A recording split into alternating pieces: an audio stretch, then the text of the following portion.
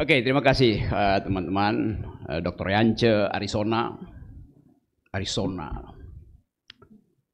Ada lagunya Lady Gaga, Arizona Sky.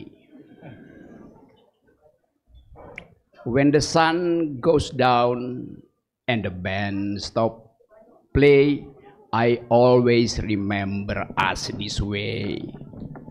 Ada yang tahu lagu itu?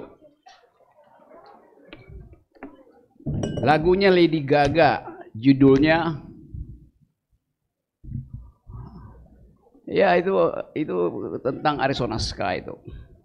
Oh, ternyata saya lebih Gen Z dari kalian. Oke, teman-teman, saya senang diucapkan sesuatu, yaitu tentang dasar-dasar awal untuk mengerti hukum negara dan demokrasi. Kita paham bahwa setiap kali kita bicara tentang negara, di bayangan kita adalah kabinet. Setiap kali kita bicara tentang kabinet, di bayangan kita adalah produk yang kita sebut state policies itu. Tetapi justru dalam keadaan itu, kita kehilangan pengetahuan asal, origin knowledge dari apa sebetulnya konstruksi filosofi dari negara. Tadi saya lewat, sebelum tiba di gedung ini, sebelum fakultas hukum ada fakultas filsafat samping kita. Lalu di depannya ada taman. Apa namanya taman itu? Taman Kearifan. Bahasa Inggrisnya apa? Wisdom Park. Satu istilah yang kacau. Wisdom Park. Apa? Taman yang nggak ada wisdom di dalam taman. Mestinya Inggrisnya adalah Wisdom Garden. Baru dia ada makna tuh. Suatu waktu saya ada di Heidelberg di Jerman. Universitas paling tua di Eropa ada Heidelberg. Tahun 500 dibuat. Di depan universitas itu ada taman diberi nama Filosofiekweg. Taman tempat para jalan-jalan di situ tuh. Pasti ada. Mata kuliah filsafat itu sekedar dianggap sebagai mata kuliah. Bukan upaya untuk dari awal memberi pendasaran. Kita ada dalam kesulitan itu. Tadi di WA Group yang ada banyak dosen, ada pertengkaran antara Bima Yudhistira, juga alumnus UGM, yang mempersoalkan statistik negara tentang ekonomi yang tumbuh 5,12%. Lalu dia kirim surat ke PBB. Dan PBB bilang, oke, kami akan ke angka 5,12% versi negara itu masuk akal apa tidak tuh. Lalu ada yang bantah bahwa ya memang masuk akal, datanya ABCD itu. Seolah-olah mengatakan bahwa Bima itu salah di dalam metodologi. Yang benar adalah BPS.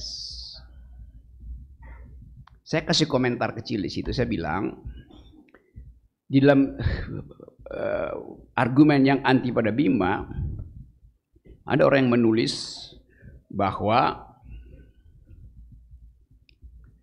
cara memverifikasi data itu adalah melalui statistik. Okay. Saya bilang Bima tidak melakukan verifikasi, Bima melakukan falsifikasi. Saya terangkan itu, saya quote sesuatu yang pernah diucapkan oleh Karl Popper. Nama-nama itu nanti kalian Google. Bahwa metode berpikir itu bukan hanya verifikasi, bahkan verifikasi itu tidak menumbuhkan pengetahuan. Yang menumbuhkan pengetahuan adalah falsifikasi, yaitu menggeleng, mengatakan tidak, mengatakan dungu. Kalau saya ucapan kata dungu, itu artinya saya melakukan falsifikasi terhadap kebijakan negara. Kenapa mesti marah? Kenapa saya mesti memuji, memverifikasi mana yang benar? Saya hanya perlu satu angsa hitam untuk membuktikan bahwa tidak semua angsa adalah putih. Namanya falsifikasi. Anda memerlukan terus-menerus mempertahankan dalil bahwa semua angsa adalah putih. Saya efisien, saya cari aja satu kesalahan Jokowi. Gampang kan? Yang lagi heboh sekarang soal ijazah. Yang kemarin jadi berita di kampus ini. Roy Suryo CS, saya mulai dengan isu-isu publik dulu ya, sebelum saya lakukan deepening pendalaman konsep-konsep filosofinya, supaya ada konteks itu. Menuduh Jokowi berijazah palsu, menuduh Jokowi berijazah palsu. Anak buah Jokowi menyerbu, tidak, dia punya ijazah asli. Kalian harus buktikan.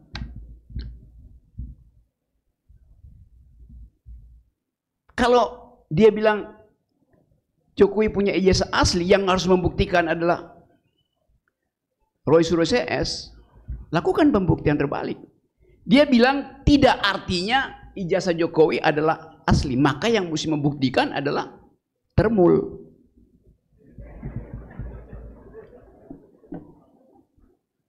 Rismon Tiva melakukan falsifikasi. Kan metodenya begitu. Tapi lebih dari itu,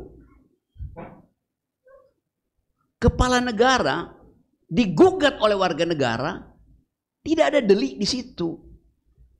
Karena ini gugatan etis, bukan gugatan pidana. Lain kalau saya menggugat tetangga saya, itu pidana, karena saya mencemarkan nama baik dia tuh.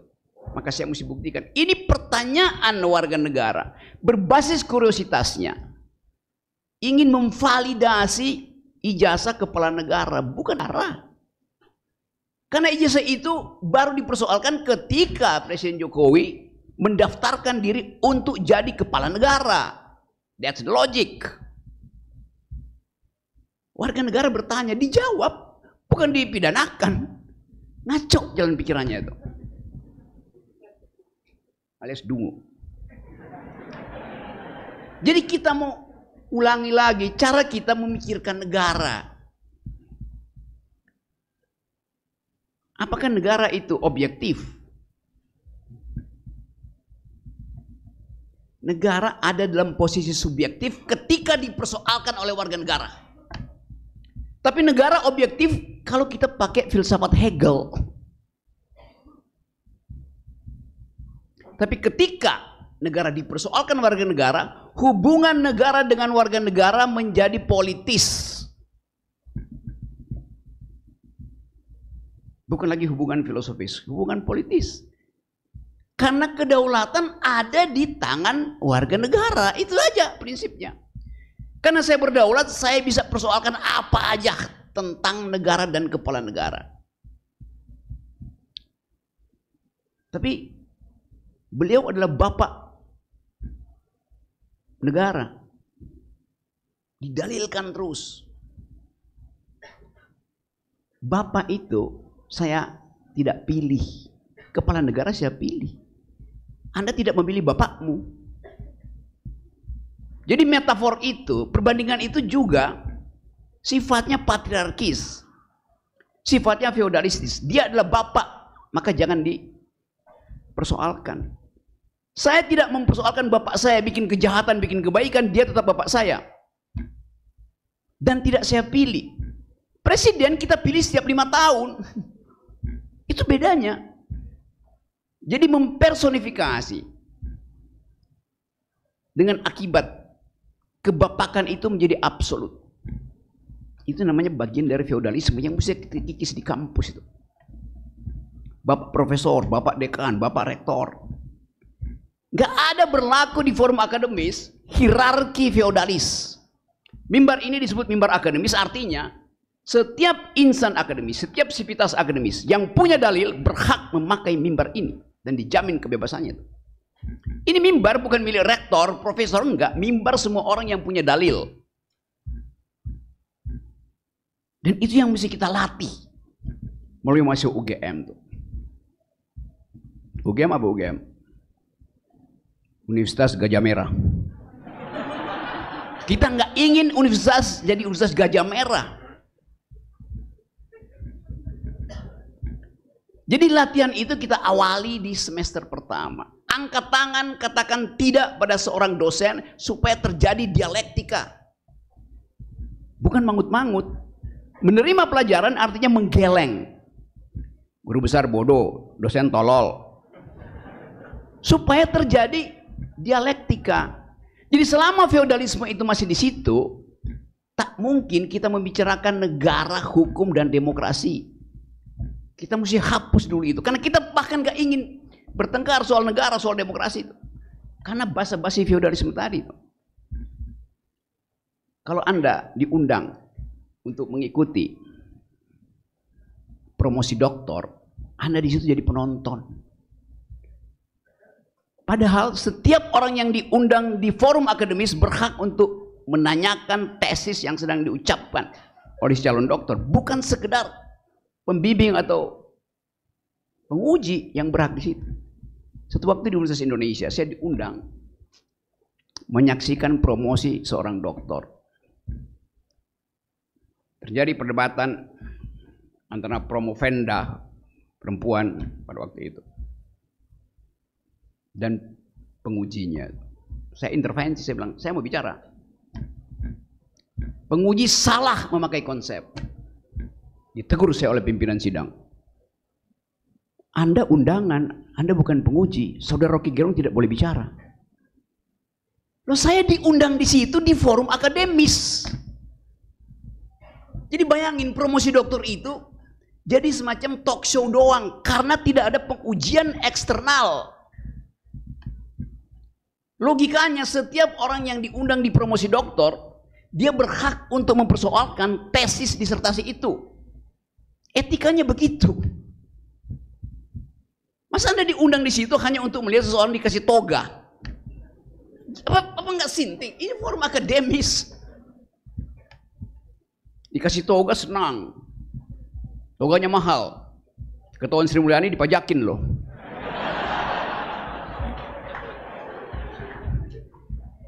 Kan itu poin kita tuh. Jadi kita bicara tentang etos, etika universitas. Dan kegagalan membangun energi etis itu yang menyebabkan demokrasi kita itu jatuh. Indeksnya sekarang turun lagi tuh. Tapi orang akan bilang, selama Presiden Jokowi, demokrasi dipelihara. Bahkan Jokowi dianggap bapak demokrasi. Kalau kita usut sebetulnya, Presiden Jokowi datang ketika Indonesia sudah demokrasi. Demokrasi kita ada sejak 98. Siapa yang bikin itu? Bukan Jokowi. Bukan SBY. Bukan Megawati. Mahasiswa yang bikin itu. Jadi Pak Jokowi tiba ketika Indonesia sudah demokrasi. Ketika negara ini sudah demokrasi. Dia tidak mungkin dia yang membangun demokrasi. Bahkan dia merusak demokrasi. Melalui problem di Mahkamah Konstitusi. Dengan mengajukan anak kecil menjadi wakil presiden. Saya akan dalilkan itu.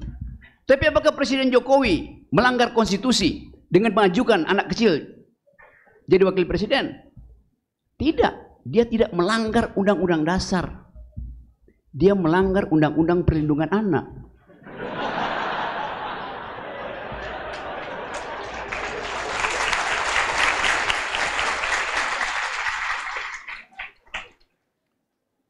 Karena anak kecil mesti tinggal di rumah. Nggak boleh ikut sidang kabinet. Jadi coba digugat itu. Nah kita,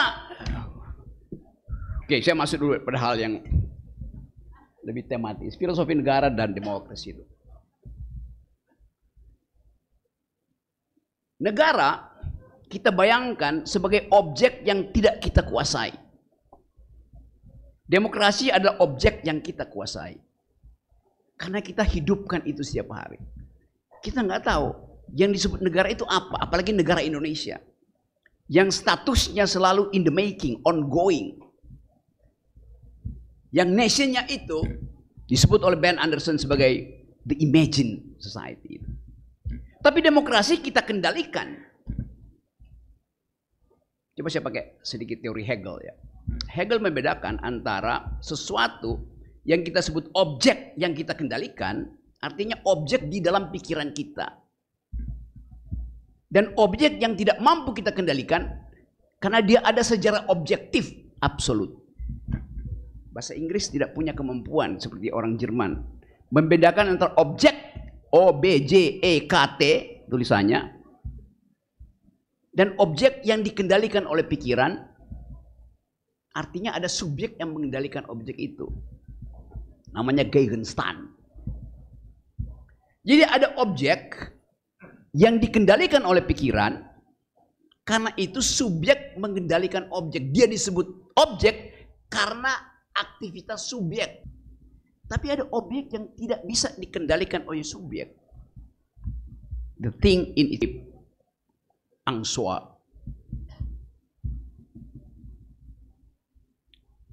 Nanti dibaca Hegel, Sartre.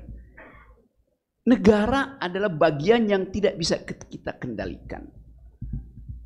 Tidak bisa kendalikan artinya dia punya otonomi gerak sendiri yang hanya bisa kita kenali melalui hukum positif.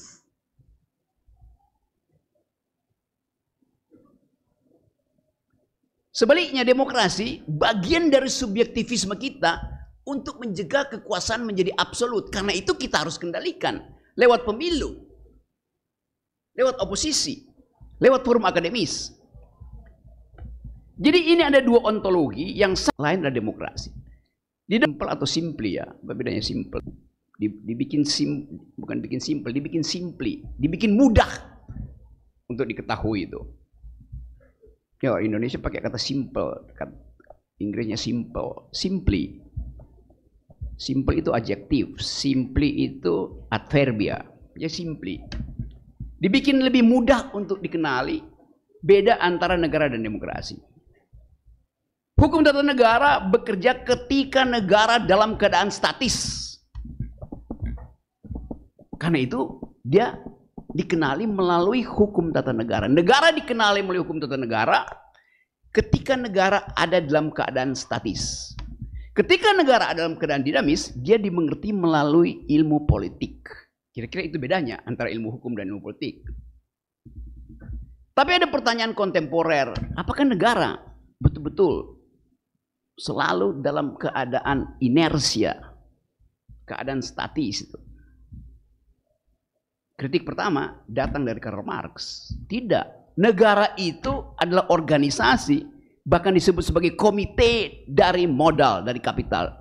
Negara itu cuman panitia dari kapitalisme untuk menjalankan keinginan kapitalisme. Jadi kita ada dalam perdebatan itu. Nanti kita akan tanya apakah negara di Indonesia itu ada dalam pengertian yang otentik tadi. Kalau kata rakyat misalnya, kita sebut rakyat. Seolah-olah itu terjemahan dari people, citoyen. Kata rakyat di Indonesia teridentifikasi sebagai orang miskin, orang bodoh. Rakyat artinya penerima BLT. Itu psikologi di kita. Kata rakyat pada orang Prancis lain, rakyat artinya yang memenggal kepala raja. Di 1789 yang menyerbu Bastille. Jadi pengalaman historis kita tentang negara beda dengan pengalaman historis Prancis, beda dengan pengalaman historis Amerika. Di Amerika tidak ada state. Yang ada adalah administration. Yang kita sebut negara Amerika.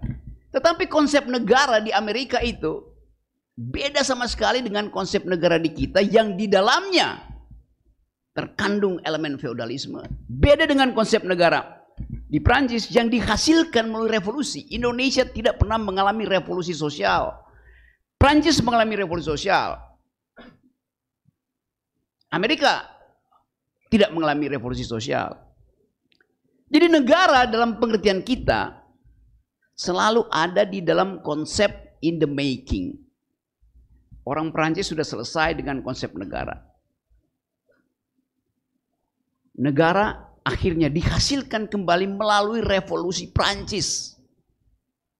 Ketika Raja Louis XVI mendalilkan bahwa mahkota dia itu bukan dari rakyat.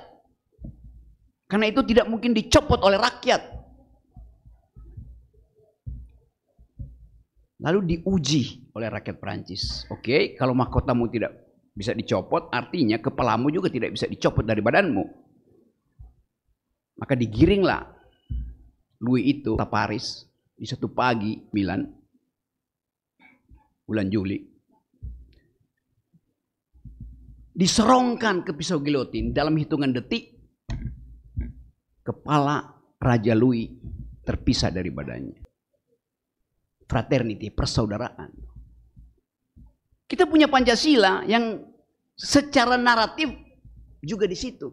Tetapi pengalaman historis kita tidak begitu.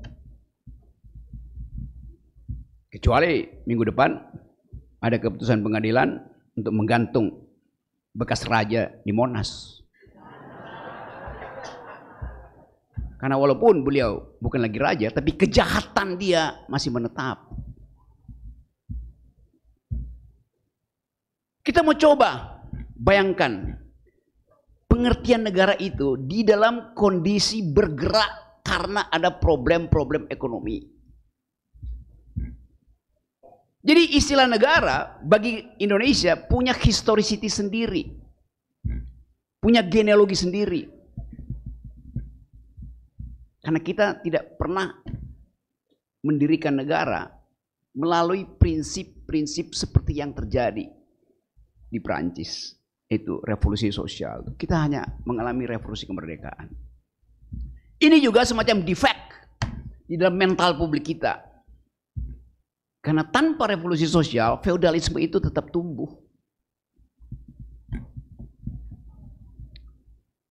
Sri Mulyani kemarin bicara soal guru menjadi beban dari negara tuh.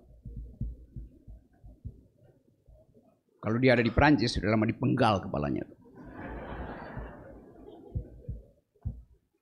Dan salah satu penyebab Louis XVI dipenggal karena kelakuan Menteri Keuangan dia. Menteri Keuangan Louis XVI itu namanya Etienne Silhouette. Ini Menteri Keuangan yang ditugaskan oleh Louis untuk pajaki rakyat karena Prancis bangkrut, membiayai kehidupan mewah istana, termasuk ratunya Antoinette, membiayai perang dengan Inggris, bangkrut Prancis pada waktu itu. Lalu datang inisiatif dari Menteri Keuangan yang namanya Etienne Silhouette. Dia mondar-mandir sampai ke desa-desa. Begitu dia lihat ada sandal yang agak baru, dia pajakin. Pajak sandal jepit yang masih baru. Dia lihat pintu gereja yang masih mengkilap, pajak pintu gereja. Dipajakin semua. Dia lihat ada pengantin yang kawin pakai musik.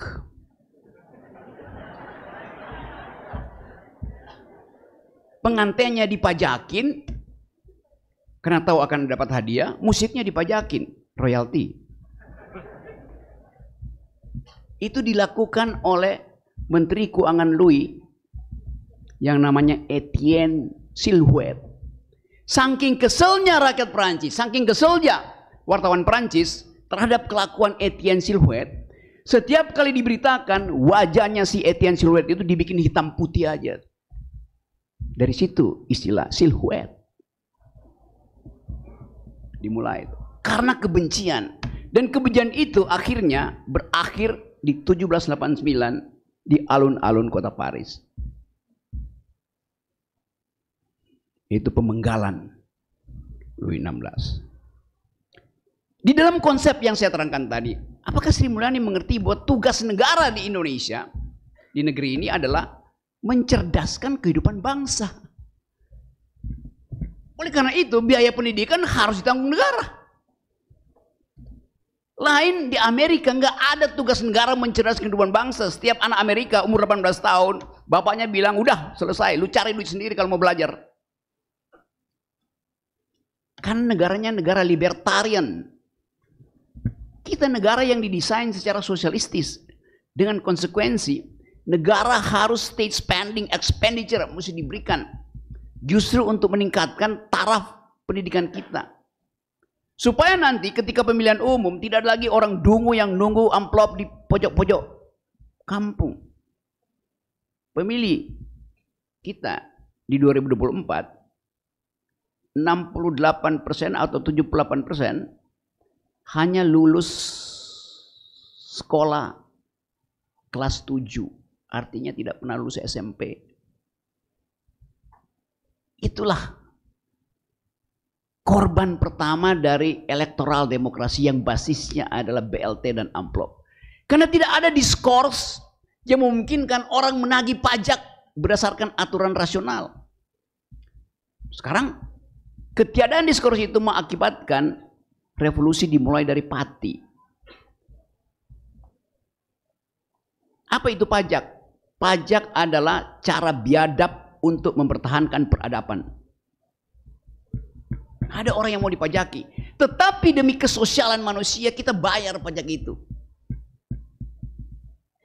Dan itu yang disebut sebagai APBN. Jadi Anda dosen guru dipajaki supaya balik ke dia. Kata Sri Mulyani, beban negara. Dari mana otaknya? Atau bukan dari mana otaknya? Di mana otaknya?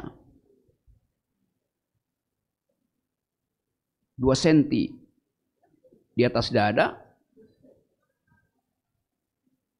atau 30 senti di atas mata kaki alias dengkul. Kita mau katakan itu sebagai problem pengetahuan, problem etika publik tuh. Jadi kita coba kembangkan pikiran-pikiran baru ini. Saya simpulkan sejenak soal negara itu. Negara selalu ada di dalam konsep in the making, ongoing. Tetapi kondisi ongoing itu kita bayangkan supaya ada semacam stabilitas di dalam kepala kita tentang fungsi negara. Di dalam kepala kita yang beda dengan praktek.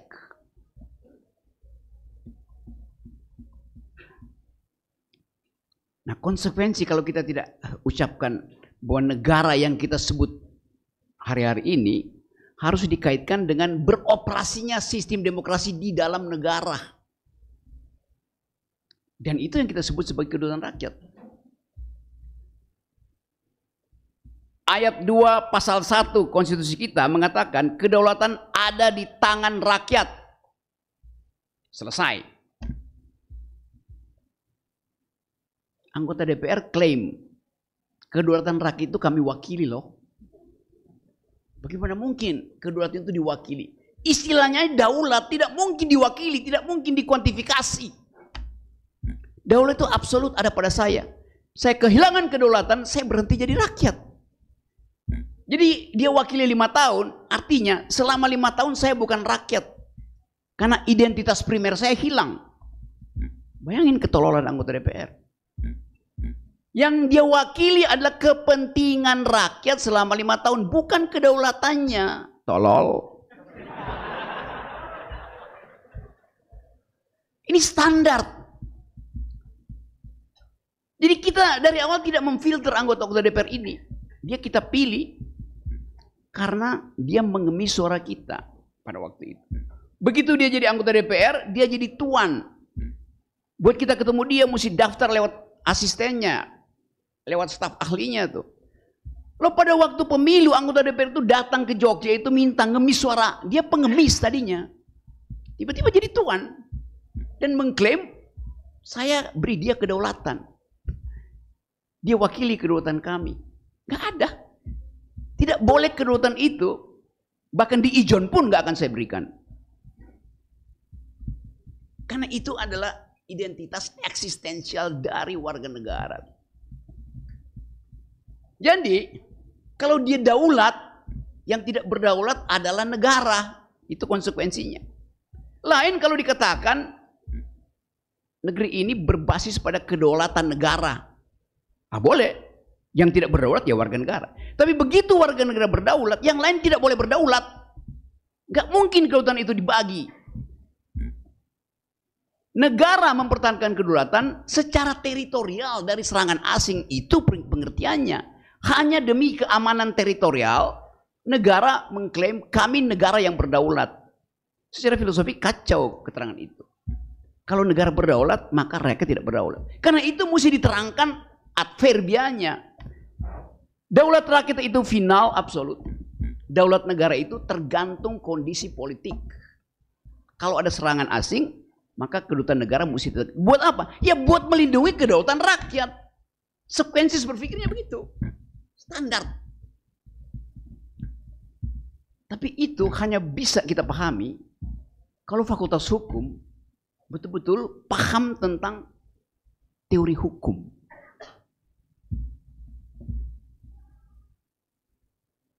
Tapi banyak lulusan fakultas hukum, bahkan di UI, UGM, yang tidak paham tentang hukum. Dia paham tentang undang-undang. Karena yang diajarkan adalah undang-undang, bukan hukum. Karena itu ganti aja fakultas hukum jadi FUU, Fakultas Undang-Undang. Bacanya FU. FU. FA. FA.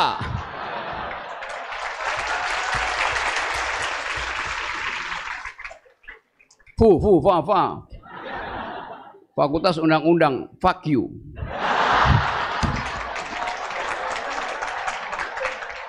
Tadinya saya mau edit. Tapi dosen kalian bilang nggak usah diedit, Rock. Kita balik pada hal yang jadi keresahan kita hari-hari ini. Arah negara. Komplikasi dari global politics, negara hanya menjadi aktor alternatif dibandingkan dengan civil society itu. Tapi justru dalam hari-hari ini kita baca banyak analisis bahwa the decline of the civilian value ada di mana-mana.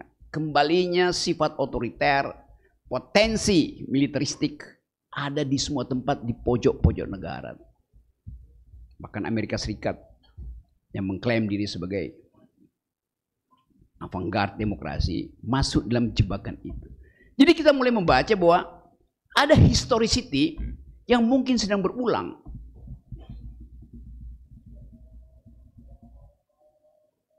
Kita punya lembaga-lembaga demokrasi, ada KPU, ada KPK, Mahkamah Konstitusi, DPR.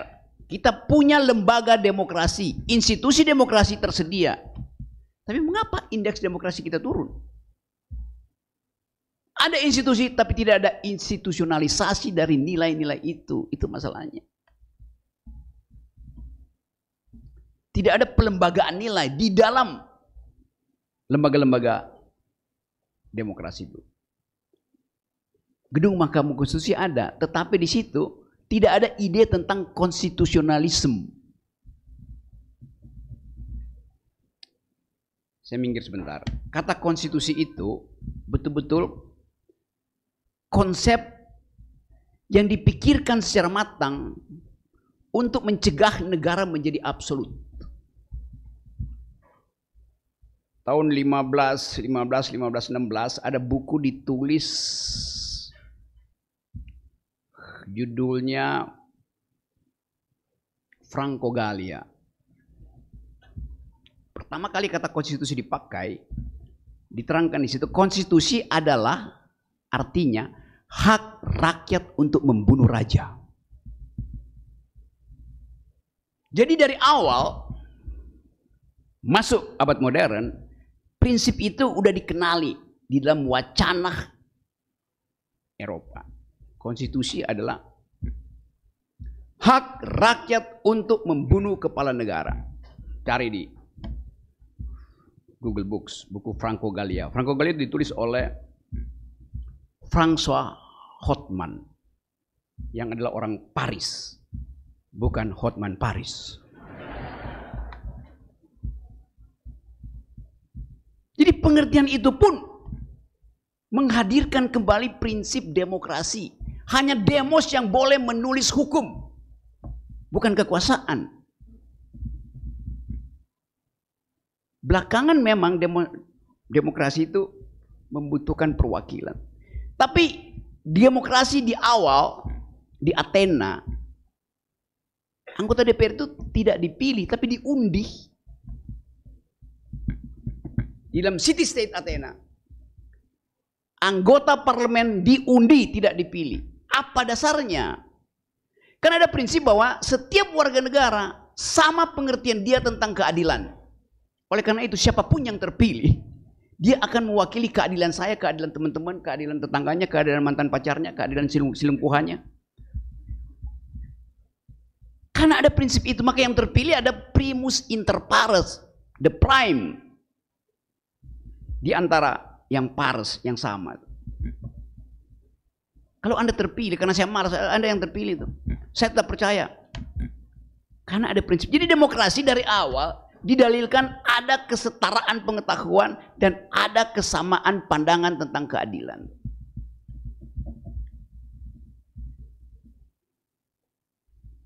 Original intent dari demokrasi adalah menghasilkan kesetaraan di dalam berargumentasi. Karena tadi dianggap setiap manusia dibekali dengan kemampuan untuk melihat fallacies, jebakan fallacies dalam logika. Nah itu yang kita inginkan ada di sini. 2% aja pengertian itu. Tetapi argumen di kita dibatalkan oleh keinginan untuk tidak mau melihat perbedaan. Padahal argumen disebut argumen kalau dia diucapkan dalam upaya untuk bertengkar. Anda punya argumen tapi tidak ada yang banda, artinya Anda tidak ada argumen. Anda nulis disertasi, gak ada yang diskusikan, artinya Anda tidak pernah punya tesis, tidak punya dalil. Dalil disebut dalil kalau ada yang membantah dalilmu. Pikiran disebut pikiran kalau ada yang mengganggu pikiranmu. Kalau kau berpikir dan gak ada yang ganggu, itu artinya kau lagi berdoa. Gak ada orang yang mau ganggu orang berdoa. Tapi orang yang berpikir harus diganggu oleh orang yang berpikir. Jadi oposisi melekat di dalam sistem demokrasi karena pengertian bahwa argumen dibutuhkan dan kontra argumen bahkan lebih dibutuhkan. Itu. The more harder the conflict, the more glorious the result.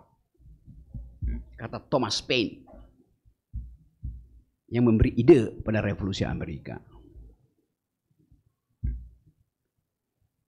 Nah ini suasana kita ada di situ tuh. Di mana demokrasi pertama kali harus ditumbuhkan? Ya di dalam mimbar akademis. Karena kampus itu didesain untuk melakukan pertengkaran argumentatif. Jadi kalau kampus berhenti bertengkar secara argumen, artinya seluruh sivitas akademika sedang berupaya untuk masuk surga karena mereka sedang berdoa. Tidak ada argumentasi dari kampus, bagaimana coba?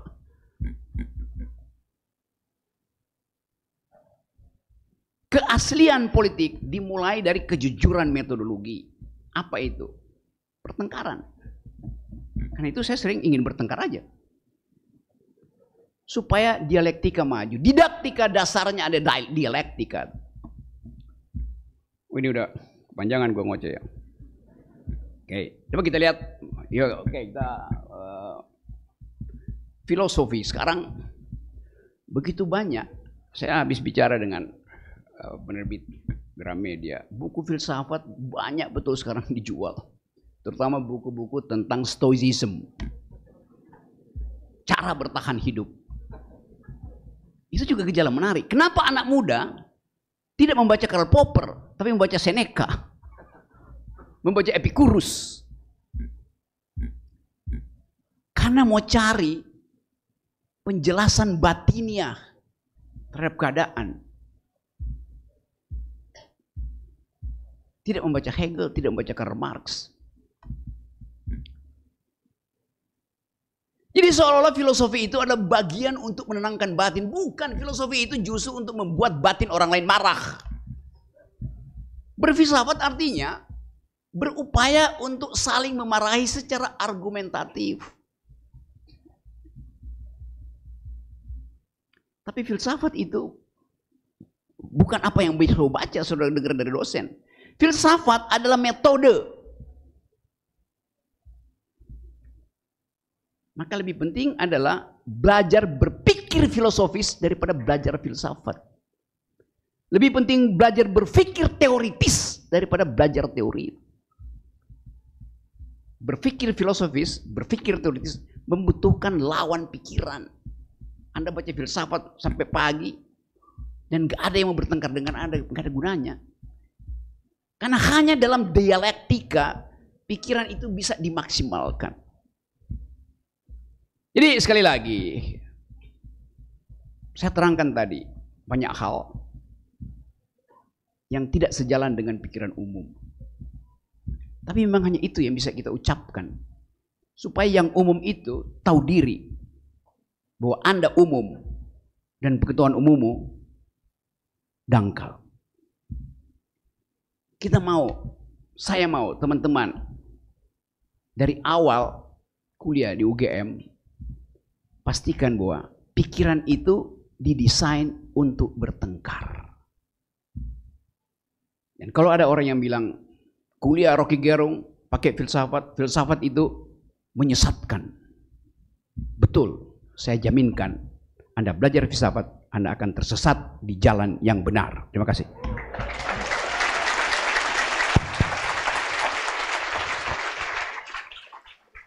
Baik, makasih Bang Rocky. Pengantar tadi ya, hampir 1 jam kita menikmati sekali apa yang beliau sudah sampaikan, pengalaman dari beberapa negara. Tadi kita diajak ke Jerman, diajak ke Prancis, diajak ke Amerika, dan tapi juga merefleksikan persoalan-persoalan negara dan demokrasi yang terjadi di Indonesia juga. Nah, kita akan lanjut dengan sesi berikut untuk tanya jawab. Saya yakin apa yang disampaikan oleh Bang Rocky tadi itu memprovokasi banyak pertanyaan yang akan muncul. Nah, untuk kita akan, karena kita masih punya 1 jam, jadi kita bisa buka beberapa termin. Untuk pertama kita akan minta 3 orang penanya. Oke, Anda 1 ya. 1, kemudian saya nggak lihat perempuan yang angkat tangan ini. Anda 1, kemudian 2 Anda ya, paling jilbab biru ya. 1 lagi di sini, Anda baju hitam. Oke, yang bertanya silakan ke depan ya. Nanti menyampaikan pertanyaannya di depan karena supaya bisa ditangkap kamera, karena kita juga live streaming di YouTube supaya partisipan di YouTube yang join ada 200-an lebih bisa juga menyaksikan. Silakan Anda pertama.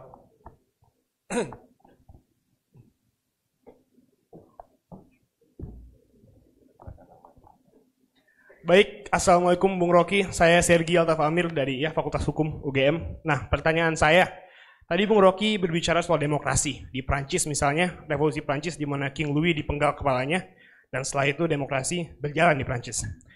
Namun, ini bukan waktu debat, tapi di Prancis kan setelah ada pemenggalan kepala, yang terjadi itu bukan demokrasi, namun tirani. Robespierre menjalankan Reign of Terror, ada waktu di mana hampir semua nobility dibunuh, pendeta dibunuh, biarawati diperkosa, astagfirullah, dan ujung-ujungnya yang membuat Prancis selamat itu adalah Napoleon, yaitu anggota dari nobility tersebut. Pertanyaan saya terhubung dengan konsep dari Plato di bukunya Republik, di mana ia berbicara bahwa salah satu bentuk pemerintahan yang paling buruk adalah demokrasi. Karena pasti demokrasi itu adalah suatu hal yang akan berujung kepada tirani. Dan satu-satunya hal yang bisa menyelamatkan hal tersebut adalah suatu aristokrasi yang berdasarkan filsafat. Menurut Bung Rocky, apakah Plato benar?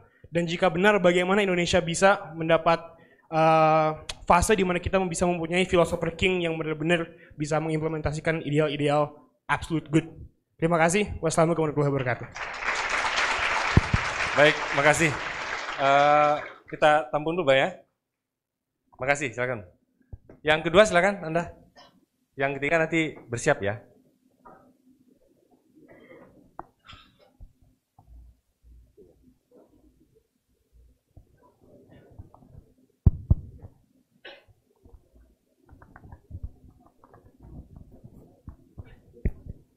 Terima kasih.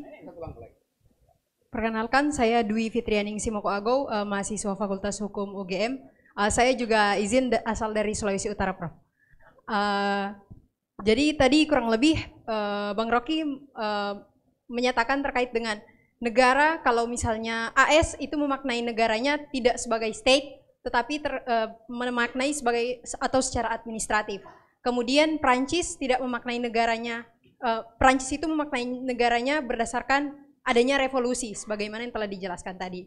Nah, lantas yang menjadi pertanyaan di benak saya, apakah Indonesia kemudian belum mampu untuk memaknai negara dan negara demokrasi itu secara utuh, oleh karena belum terjadi revolusi atau belum memaknai negara secara administratif?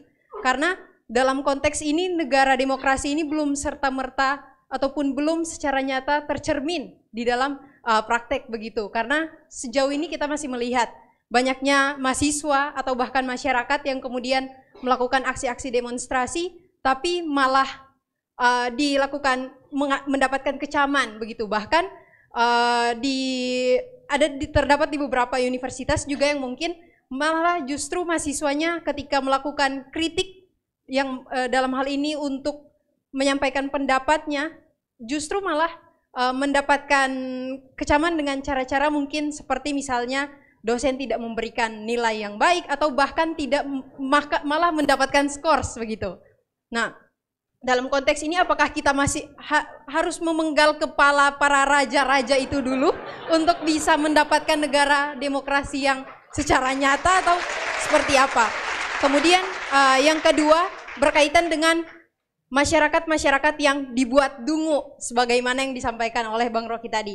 Jadi saya anak daerah yang secara otomatis melihat secara langsung banyak sekali praktik-praktik dalam hal ini money politik yang terjadi di lapangan. Dan dalam hal ini saya sangat setuju bahwa pendidikan dalam hal ini masyarakat yang SDM-nya rendah, SDM-nya kurang, itu hanya berpendidikan SD, SMP, itu yang paling mudah untuk diberikan atau mendapatkan dampak dari money politik itu sendiri. Namun sayangnya justru tidak hanya masyarakat-masyarakat yang berpendidikan kurang ini yang justru terdampak money politik, akan tetapi para sarjana-sarjana juga malah menjadi tidak hanya yang mendapatkan tetapi pelaku dalam hal ini menyebarkan itu. Menurut Bang Rocky sendiri sebenarnya bagaimana untuk bisa kita sebagai mungkin mahasiswa-mahasiswa yang masih memiliki kesadaran diri untuk bisa memberikan nasihat ataupun pencerahan terhadap orang-orang ini. Mungkin cukup sekian, terima kasih. Baik, makasih. Yang siapa? ketiga. Sorry. Siapa nama kamu? Siapa tadi namanya? Dwi Moko Ago. Dwi Moko Ago. Moko Ago. Dwi, mestinya foto kamu ada di situ tuh.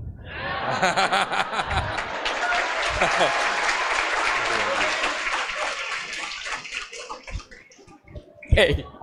Satu lagi silakan.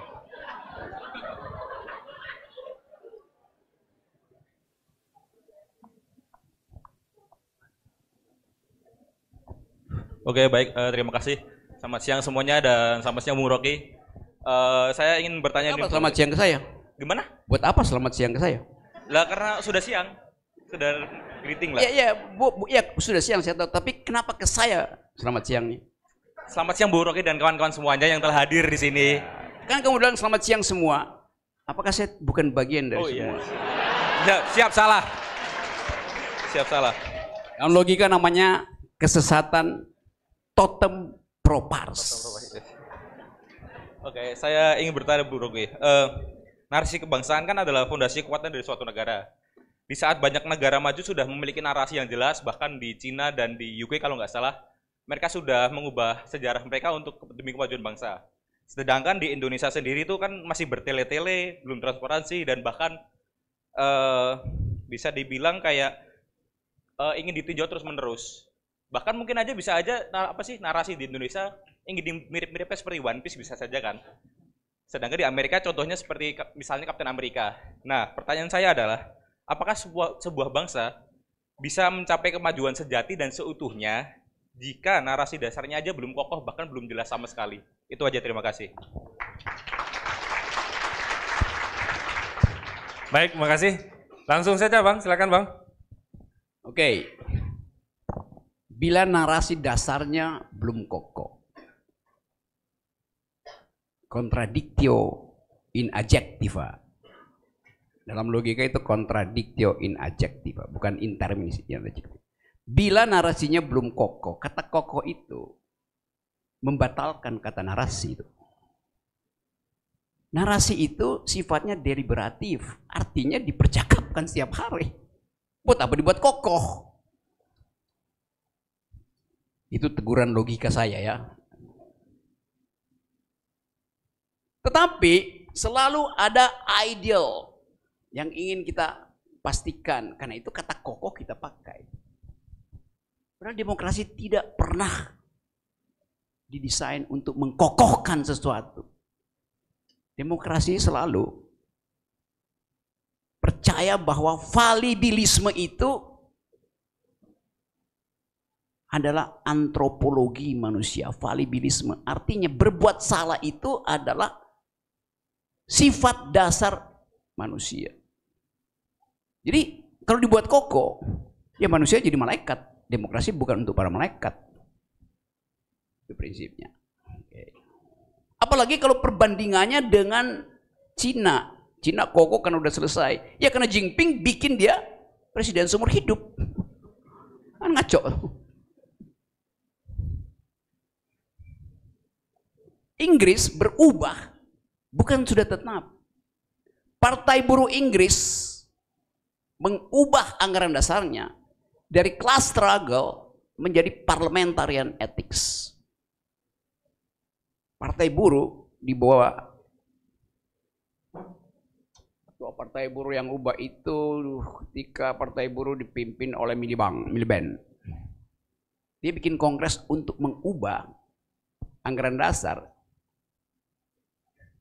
yang metode perjuangannya adalah perjuangan kelas, betul-betul marxistis, berubah menjadi perjuangan parlemen. Apa itu perjuangan parlemen? Force of the better argument. Bagian-bagian yang diinspirasikan oleh pemimpin komunis Italia Antonio Gramsci mengubah class struggle menjadi war of maneuver, war of position di dalam parlemen. Kenapa? Karena bagi Eropa tradisi bertengkar itu lebih memungkinkan terjadi perubahan daripada lempar-lemparan batu di jalan. Evaluasi dari kalangan kita menjelaskan itu.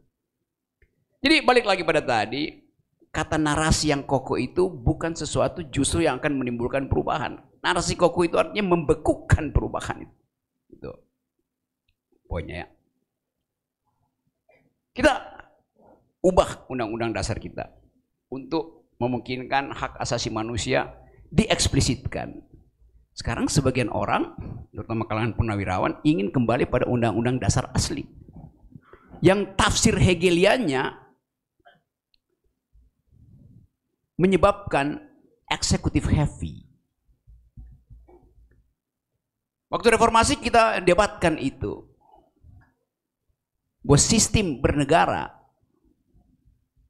seperti pada undang-undang dasar asli juga sumber dari otoritarianisme. Tapi kemudian berkembang reformasi dan sekarang orang mau kembali di situ tentu bukan dengan alasan kembali pada otoritarianisme. Walaupun unended resultnya sangat mungkin begitu. Kalau kita perhatikan gejala hari-hari ini, itu perluasan wilayah militer di dalam politik. Tapi apa keterangannya? Kita nggak pernah dengar keterangannya. Kita hanya menduga-duga bahwa Presiden Prabowo berpikir akan ada perang dunia ketiga. Karena itu penguatan posisi-posisi teritorial harus nambah sekian banyak kodim, sekian banyak korem. Tapi buat apa ada kodim dan korem kalau pesawat-pesawat kita, pesawat tempur kita tuh unequipped, apa namanya, tidak ada persenjataan, maka mesti tambah anggaran militer. Ya, ada militer tapi begitu terjadi perang nggak ada logistik, karena itu mesti ada food estate. Kalau itu diterangkan bisa jadi wacana publik untuk dipertengkarkan, tapi tidak pernah dijelaskan, maka kecurigaan bahwa Indonesia sedang creeping militarism jadi pembicaraan masyarakat sipil. Masuk akal kita ucapkan itu. Presiden Prabowo bisa datang ke sini kok terangin supaya bertengkar kita di situ. Apa dasarnya tuh? Emang ada alasannya. PBB didesain untuk menjaga perdamaian dunia. Anggarannya 6.000 miliar US dollar. 6.000. Anggaran untuk menjaga perdamaian. Kalau saya kumpulkan anggaran militer dunia itu jumlahnya 16 triliun US dollar. Kalau data itu kita pakai sekarang dengan akal sehat. PBB ditugaskan menjaga perdamaian. Anggarannya hanya 2% dari anggaran militer dunia. Artinya memang akan ada perang dunia. Taiwan tadi pagi tambah anggaran militernya tuh 30%. Jepang berupaya untuk naikin anggaran militernya dari 1% yang jadi perjanjian hasil perang dunia kedua menjadi 2%. Kan Jepang diancam Amerika kan? Kamu tidak boleh naikin anggaran militermu lebih dari 1% APBN. Tapi kemudian Jepang pakai dalil. Iya. Tetapi Cina punya senjata strategis yang dalam 2 jam nyampe ke Tokyo. Maka dia mesti lakukan retaliasi. Itu yang namanya ucapkan secara argumentatif supaya kita bisa uji. Kenapa anggaran militer naik? Kenapa ide militeristik itu sekarang jadi kecemasan warga negara? Itu. Nah, pemerintah mesti buka itu supaya kita punya kemampuan untuk bertengkar dengan pemerintah. UGM punya bertengkar dengan pemerintah. Itu dasarnya. Kenapa saya sampai di situ teranginnya? Padahal tadi soal revolusi Perancis. Ya, betul. Dari situ ada istilah revolusi memakan anak-anaknya sendiri karena kelakuan Robespierre. Tetapi itu course di dalam history yang jadi konsekuensi dari kita mengingat-ingat peristiwa revolusi Perancis itu.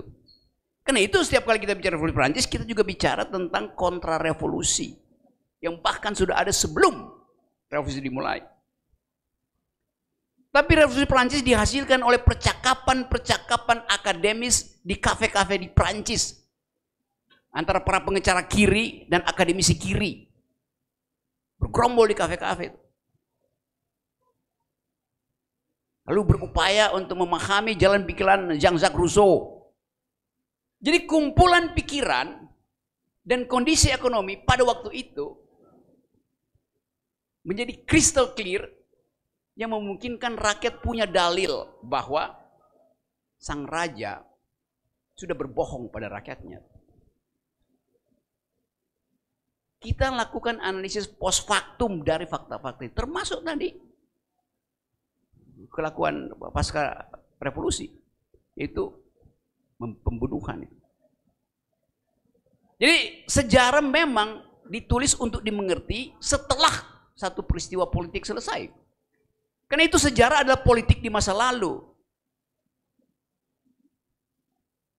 Itu kondisinya. Satu lagi apa tadi ya? Siapa lagi tadi ya? Tentang apa tadi kamu ya? Oh, iya itu. Jadi secara historis Amerika itu tidak punya konsep tentang negara. Anda baca seluruh filsafat Amerika, isinya dari John Rawls sampai John Dewey, isinya adalah upaya untuk melihat pragmatisme di dalam politik. Emang Amerika nggak bukan negara, itu negara semua orang kan? Karena Amerika tempat merantau semua negara kan. Los Angeles itu ibu kota dunia ketiga, semua orang dunia ketiga ada di situ. Entah yang tinggal di Marriott atau yang bikin tenda di bawah jembatan ada di situ. Jadi memang yang dipentingkan di situ adalah administrasinya tuh. Dari sejarah pembentukan negara itu negara imigran. Nah ngaconya Donald Trump sekarang melarang imigran. Lu sendiri imigran. Jadi itu soalnya tuh.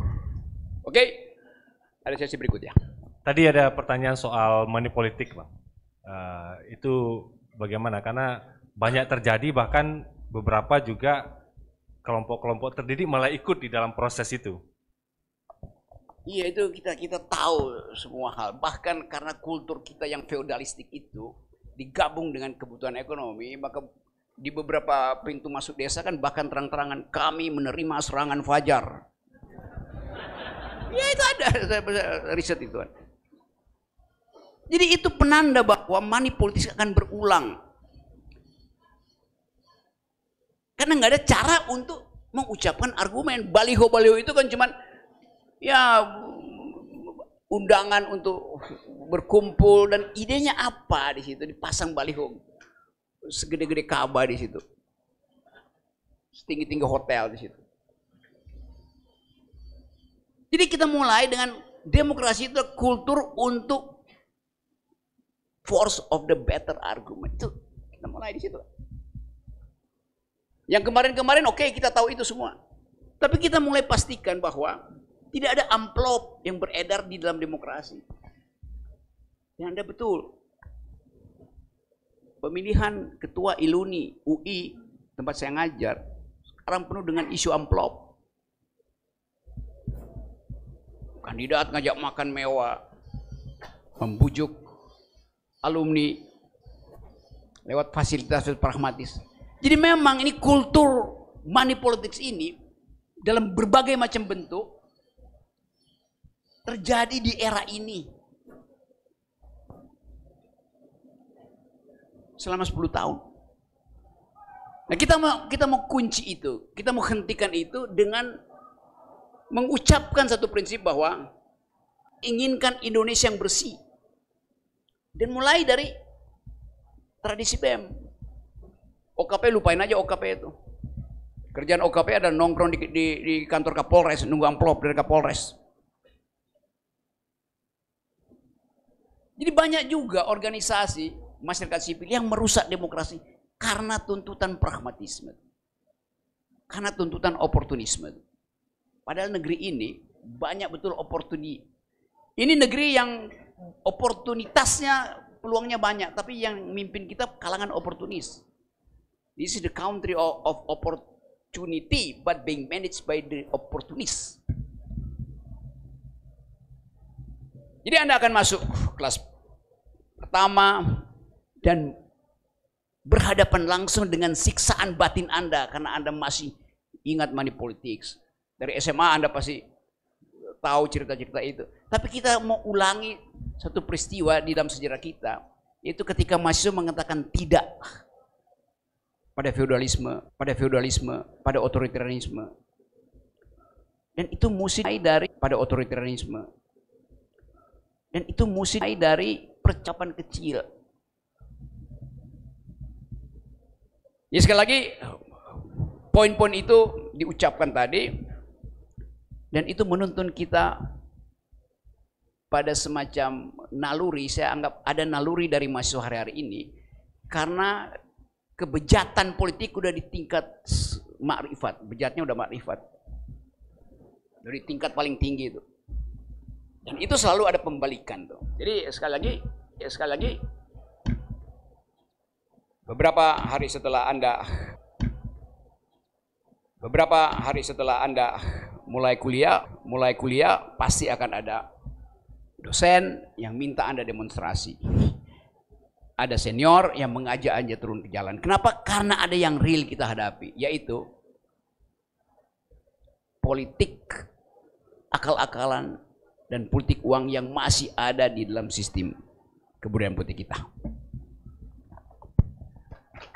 Kasih applause ya, baik. Oke, kita masih punya waktu. Kita buka untuk termin yang kedua. Silakan yang paling ujung pakai peci ya. Lalu Anda yang pakai batik. Satu lagi.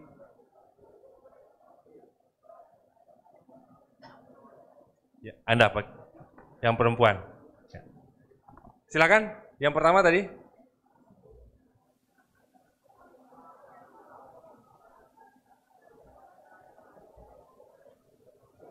Nanti yang kedua dan ketiga bersiap ya.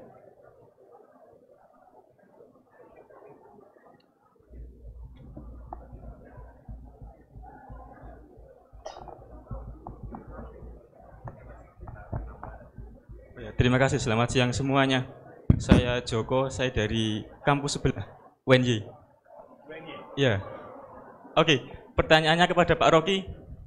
Tadi salah satu hal yang disorot oleh Pak Rocky adalah banyak dari kebijakan negara yang kemudian tidak didiskusikan ke dalam ruang publik. Sehingga yang terjadi tidak ada diskursus di dalam publik itu sehingga kebijakan seringkali satu arah. Nah, tentu ke depan kita berharap ada pemimpin yang punya nalar yang sehat.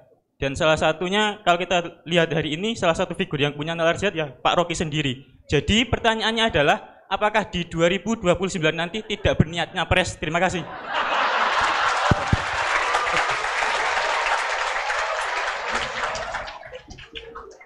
Baik. Yang kedua.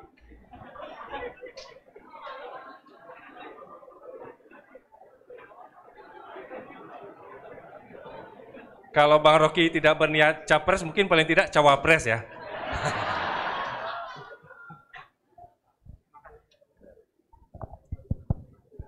Terima kasih yang terhormat MC, moderator, dan Bapak Rocky Gerung.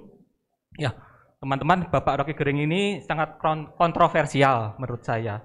Ini kan member bebas ya, boleh saya tidak setuju dengan pendapat Bapak. Oh ya, perkenalkan nama saya dari mahasiswa MHBK semester 1.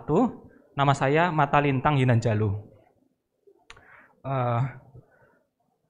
Seperti yang kita ketahui dulu, saya menyimak Pak Rocky sejak terkenal ada yang bahwa kitab suci itu fiksi, seperti itu ya, dan fiktif, dan itu sudah banyak yang gagal paham dan sudah diterangkan mereka itu kelihatannya salah presumption falasinya karena Pak Rocky Gerung sudah memberikan prekondisi sebelumnya bahwa dinampakkan fiksi itu sudah memberikan imajinasi yang bisa menjadi nyata, seperti itu, walaupun tidak ada di kamus. Karena Bapak memang punya otoritas, Bapak pintar, profesor, doktor, seperti itu, maka memang bebas untuk memberi interpretasi sendiri. Kalau saya tidak berani Pak, membuat interpretasi sendiri tentang kata-kata atau kata hukum dan lain-lain, tidak berani. Kemudian ini ada permintaan dari saya, apakah nanti bisakah Bapak Rocky Gerung memberikan saya nomor WA? bukan nomor WA Bapak, tapi nomor WA-nya Bapak Rismon Sianipar. Karena pada waktu itu beliau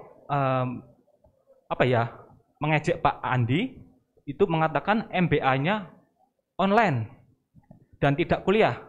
Padahal saya juga dari UT Pak, saya online juga. Saya online dan saya mempunyai ijazah dari UT. dan saya punya legal standing untuk mempertanyakan sebelum mungkin saya akan memperkarakan atau seperti apa, karena di UT itu online dan memang seperti itu. Selanjutnya, mohon maaf, dan di UGM ini Bapak, kita memiliki buku pegangan relasi sehat, mohon maaf.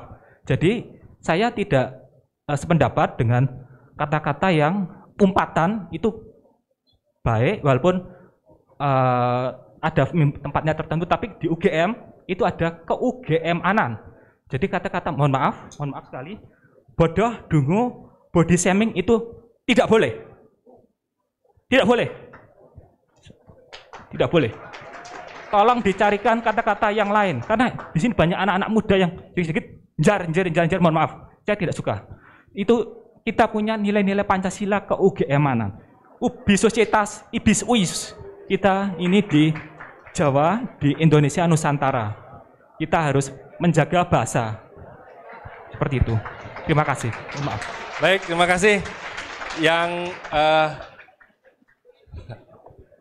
ketiga silakan. Tadi siapa? Yang akan bertanya silakan di depan.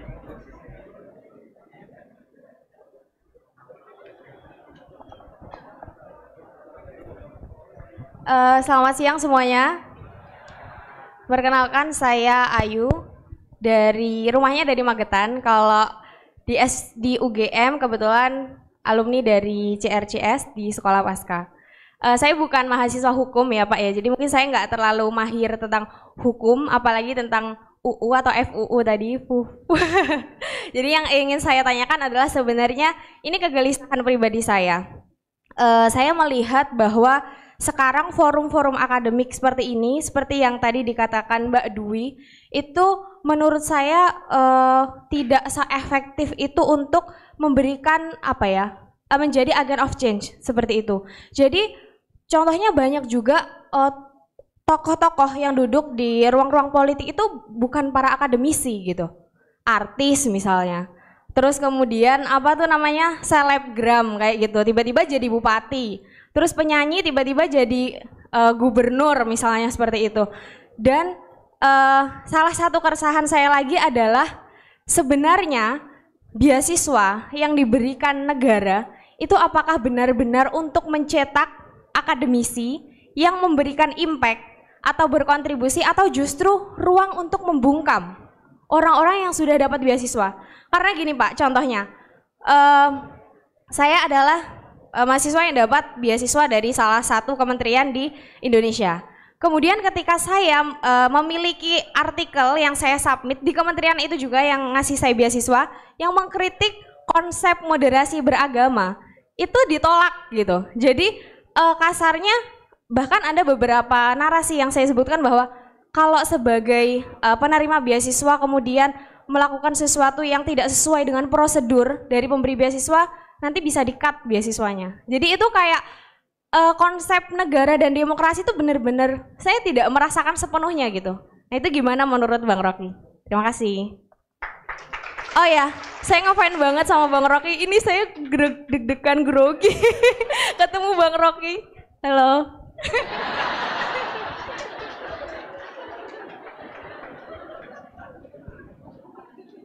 Saya pikir dia mau kasih saya handphone dia, ternyata mic saya yang dia kasih.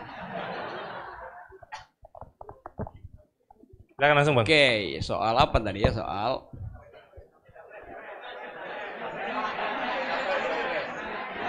Oke.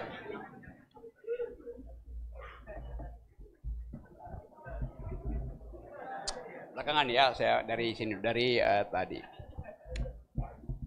Beasiswa itu tidak boleh ada ikatan. Karena si menteri memberi Anda beasiswa melalui pajak saya. Jadi saya yang kasih saudara beasiswa. Ada urusan apa menteri ngatur-ngatur tesismu itu? Tapi itu yang terjadi. Beasiswa jadi semacam alat pengendalian politik. Suatu waktu saya kasih kuliah di Turki. Ada mahasiswa dari Indonesia angkat tangan. Pak Rocky, saya baru selesai, dua mahasiswi perempuan, anak ITB, ambil S3 di situ. Saya baru selesai menyelesaikan tesis doktoral saya. Saya dapat beasiswa dari negara, beasiswa apa namanya? LBDP itu. Iya, apa problemmu?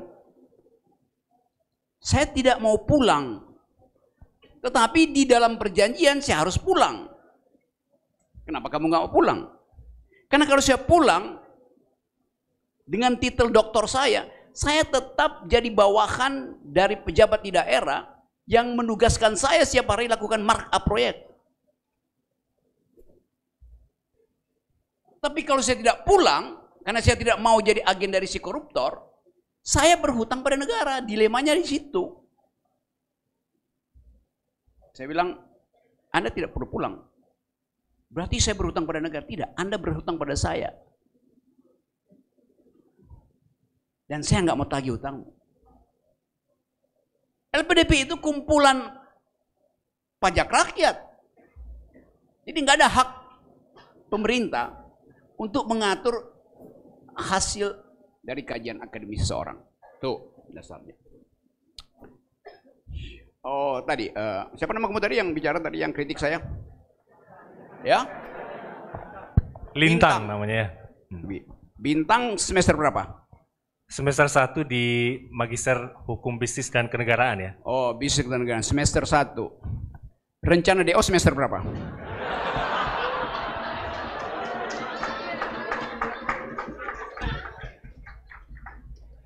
Kenapa mesti ada rencana untuk selesai? Kenapa nggak ada rencana DO? Dua-duanya ada rencana. Karena kita terbiasa masuk universitas, fakultas itu mesti lulus. Padahal kalau cuma sekedar lulus, Anda nggak perlu masuk UGM. Datang aja pasar pramuka.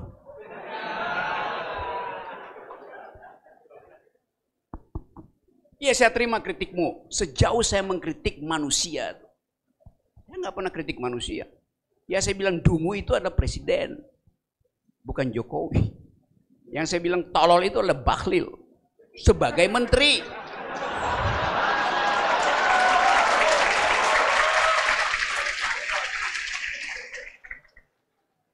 Ya, sebagai calon pemegang jaket kuning UI. Bukan Bahlil yang kalau ketemu saya bercanda-bercanda lain. Seandainya saya batalkan kata Dungu, hapus dari kamus. Lalu kata pinter artinya apa? Semua kata itu ada pasangannya, ada bifurkasi. Dungu hanya disebut dungu karena kita memuliakan si pinter. Pinter disebut pinter karena kita mengingat kedunguan. Apa yang salah di situ? Dua-duanya ada deskripsi. Dungu artinya kekurangan kemampuan berpikir melalui prinsip-prinsip logical reasoning. Kalau saya terangin begitu panjang, maka saya bilang dungu. Pinter adalah kemampuan untuk mengkombinasikan semua variabel supaya terlihat ada argumen. Sama deskripsi. Semuanya deskripsi. Kalau saya nggak boleh memaki-maki, berarti nggak boleh ada yang memuji-muji. Memaki dan memuji itu deskripsi dalam politik. Rocky Gerung maki-maki terus. Ya, Anda muji-muji terus. Kan di situ. Ini gila negeri ini kan. Kata yang ada di dalam kamus kita mau dihapus. Buset dah. Ada dua kata di dalam kamus Webster, Oxford Advanced Dictionary yang disumbangkan oleh orang Indonesia. Dua kata. Satu adalah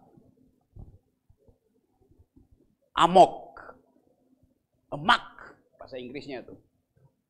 Anda baca semua kamus, kata amok itu kata yang disumbangkan oleh Indonesia ke dalam wacana narasi internasional. Ada peristiwa amok di Pati, Anda mau hilangin kata itu. Saya nggak suka ada amok. Loh itu udah jadi terma internasional. Amok artinya kemarahan tiba-tiba yang kadangkala asal usulnya nggak jelas. Kata amok kita sumbangkan. Kata kedua yang kita sumbangkan dalam kamus bahasa Inggris adalah orang utan. Kata orang utan itu disebut di situ orang utan. Tinggal Anda yang belajar tentang hukum dan bisnis, satu waktu Anda akan terangkan mengapa hanya kata orang utan dan amok yang kita sumbangkan ke dalam bahasa Inggris itu. Apakah orang utan berperilaku amok juga? Oh iya, kalau dia kekurangan makanan. Jadi kita mesti lihat konteksnya apa itu. Sopan santun itu adalah bahasa tubuh. Pikiran yang disopan santunkan itu namanya kemunafikan.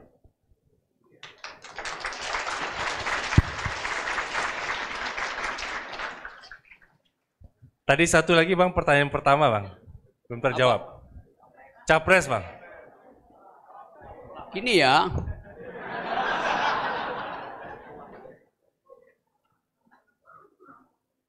Nyapres, jadi menteri. Itu hobi orang aja kan. Ada yang hobinya nyapres, akhirnya jadi juga. Ada yang hobinya menteri, udah pernah, tapi nunggu reshuffle lagi. Saya tidak punya hobi panjat kekuasaan, hobi saya panjat tebing.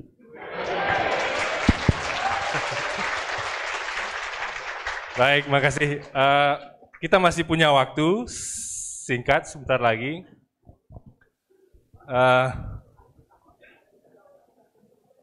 Sama Anda yang baju biru. Terus yang Anda pakai, ya satu lagi perempuan.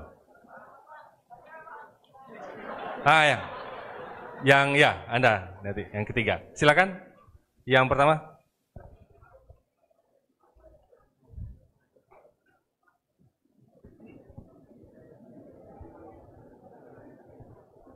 Oke. Assalamualaikum warahmatullahi wabarakatuh. Waalaikumsalam. Permisi, perkenalkan nama saya Yazi, asal saya dari Jogja, Bung Rocky. Nah, jadi di sini kan mimbar bebas ya. Di sini saya mau mungkin bertentangan pendapat dengan mas-mas tadi yang S2, tadi juga bisa dibilang dia bilang bahwa relasi sehat, mengedepankan sopan santun dan segala macam. Nah, sekarang teman-teman saya tanya, saya di sini udah jelas ya, saya pengen tanya, kalian sebagai calon-calon penegak hukum di masa depan, kalian lebih mementingkan nurani hukum atau cuma sekedar kayak legalisme dan prosedural gitu loh? Kalian lebih mending mana?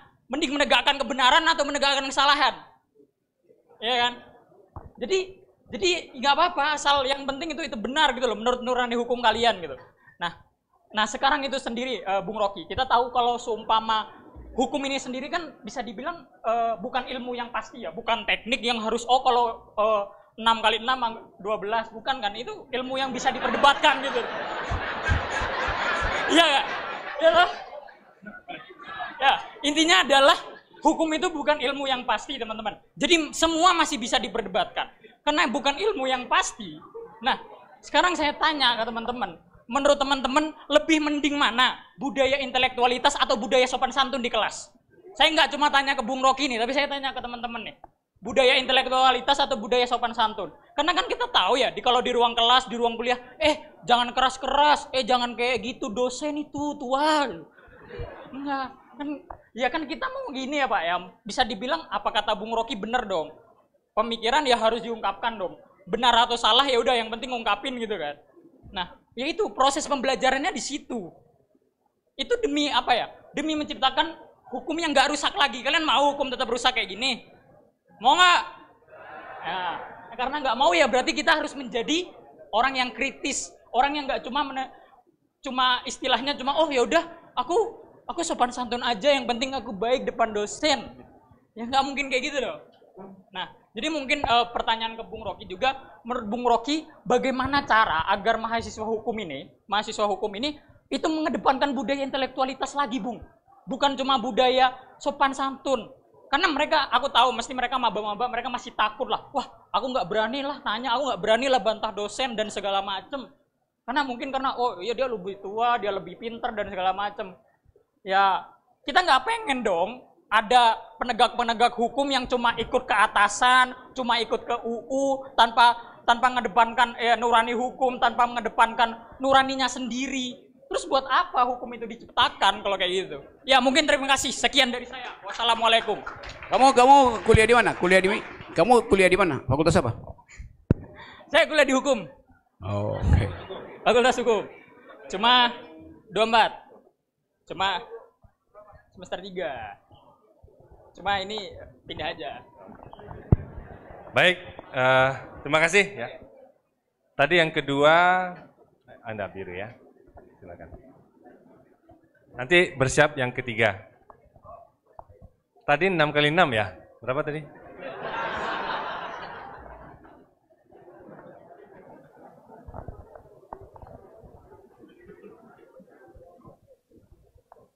Silakan nama dan. Selamat siang semuanya. Perkenalkan Bang Rocky, saya Wanda Parminjal dari Visipol UGM, jurusan Departemen Politik dan Pemerintahan.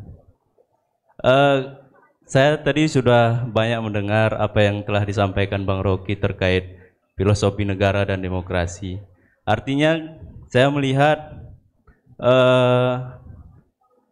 mungkin statement-statement Bang Rocky di media massa atau di publik bahwa Pancasila itu bukan ideologi.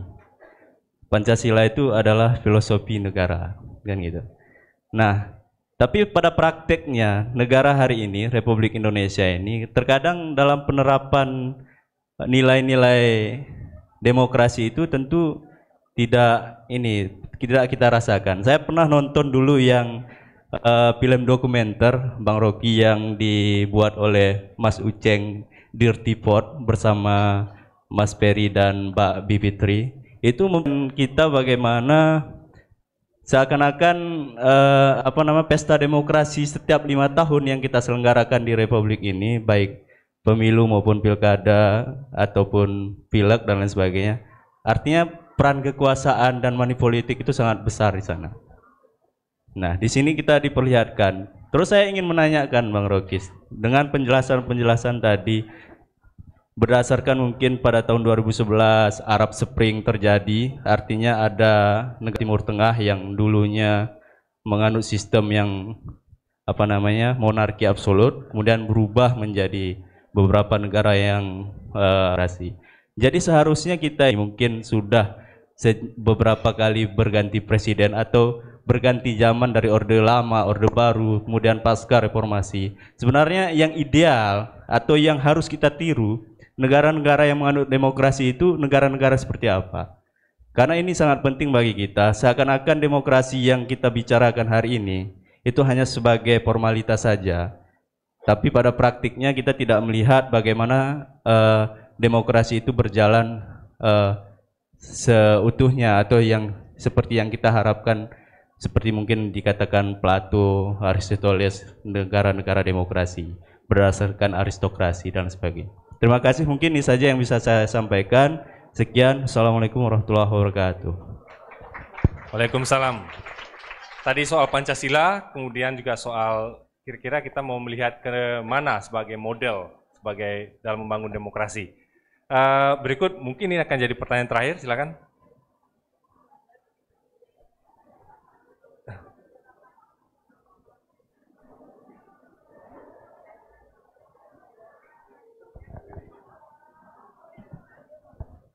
Selamat siang semuanya.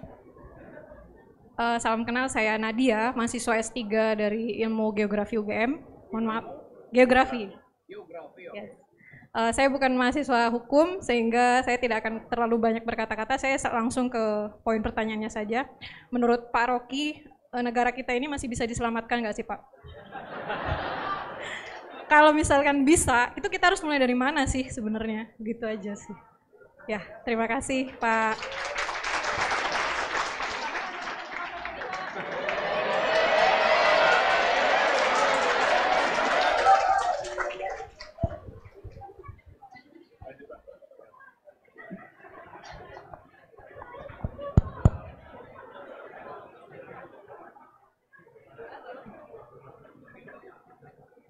itulah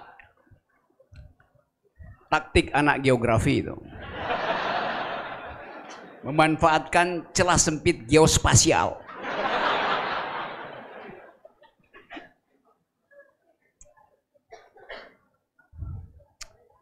Seperti apa seharusnya? 3 pertanyaan itu terutama dari kamu mau tulis disertasi, judulnya apa ya? Apa? Tsunami modeling. Oke. Seorang geograf, dia terlatih untuk mengukur yang ada di atas bumi. Right?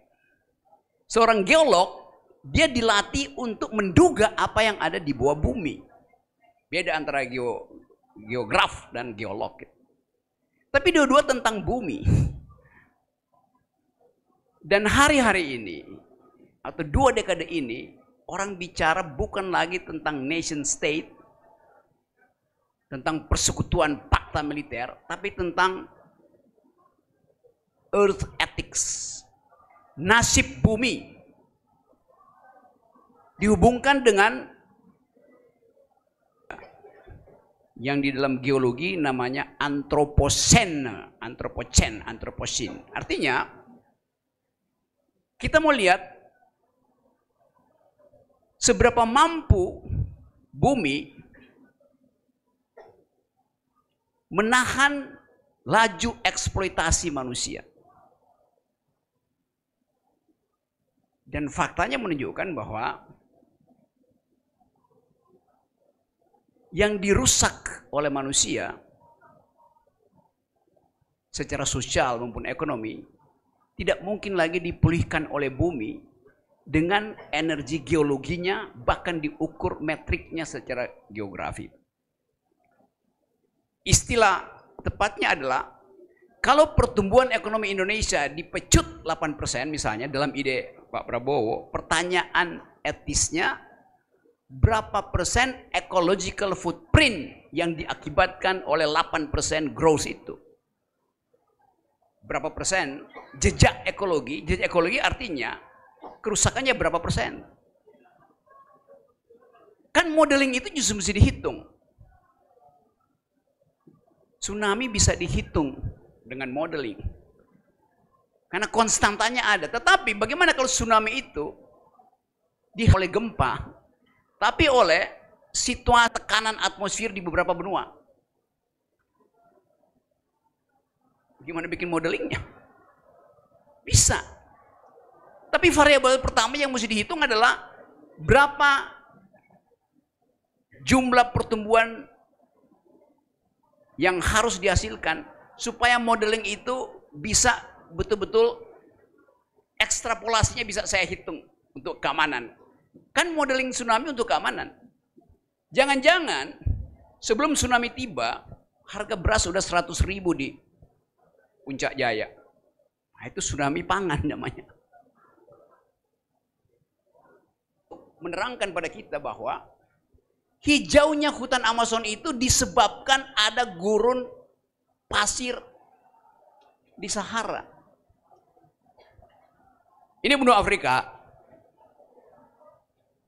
gurun pasir mendekati selatan Afrika. Ini benua Amerika, gurun pasir bagian selatan Amerika. Kira-kira dia sejajar secara meridian. Panas yang menghujam Sahara menyebabkan pasir itu berubah menjadi fosfat. Menguap dia. Fosfat itu adalah pupuk. Pupuk dibuat dari fosfat. Matahari menyinari Afrika, Sahara menguapkan fosfat. Di dalam 72 jam mengikuti rotasi bumi, fosfat itu tiba persis di hutan Amazon. Jadi hijaunya Amazon itu karena dipupuk oleh Sahara. Begitu cara bumi mengatur konstantanya. Tapi kalau intervensi ekonomi, bumi tidak tahu bagaimana cara memulihkan kondisi dia. Jadi lebih penting mana? Hutan Amazon atau Sahara? Sama bagi bumi. Kita yang menganggap Sahara itu hanya bisa dilewati oleh Pajero 4500 cc di dalam Dakar Paris. Jadi kita mau bicara sekarang bukan lagi nation state, bukan lagi demokrasi, tapi tentang nasib bumi. Itu yang kita mau supaya juga diajarkan di dalam fakultas hukum. Yaitu hukum lingkungan, etika lingkungan. Supaya orang nggak sekedar bicara do you speak financial market, orang bicara juga do you speak environmental ethics. Nah di situ kita masuk pada perdebatan tentang arah kebijakan negara. Negara mau mengambil lahan-lahan terlantar yang udah diambil oleh presiden udah 2 juta hektar. Bagus. Tapi pertanyaan etisnya, setelah diambil mau dikembalikan pada siapa? Saya baca ke presnya nggak ada konsep konservasi di situ. Padahal harusnya diambil oleh negara, dikonservasi, konservasi balikin pada rakyat, balikin pada gajah, balikin pada petani. Kan itu yang secara hukum, ya orang ya bagus sih. Tafsir. Prabowo bikin tafsir sendiri tentang pasal 33. Ambil dulu oleh negara, baru didistribusikan ulang. Artinya, negara menganggap dia pemiliknya, padahal pemiliknya adalah warga negara. Tidak ada tanah negara.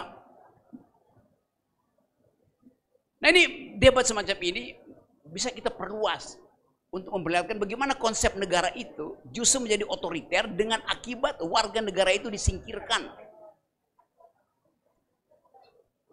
Nah kondisional itu yang ya jadi kemarahan publik, tetapi dalam keadaan orang lebih ingin ada kepastian arah ekonomi, terus soal lingkungan itu diabaikan. Padahal semua orang di dunia, there is a new grammar of global issues, yaitu environment.